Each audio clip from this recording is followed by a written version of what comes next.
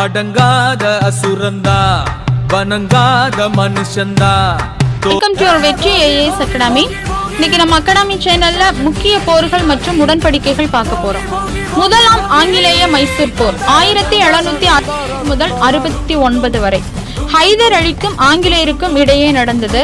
1769 இந்த போரின் மூலமாக மதராஸ் உடன்படிக்கை நடைபெற்றது.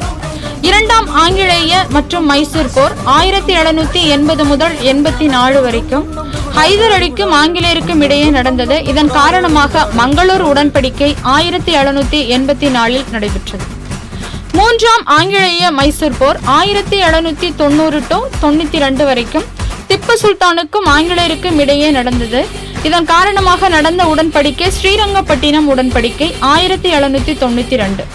நான்காம் ஆங்கிலேய மைசூர் போர் 1793 திப்பு சுல்தானுக்கும் ஆங்கிலேயர்களுக்கும் இடையே நடந்தது. நன்றி.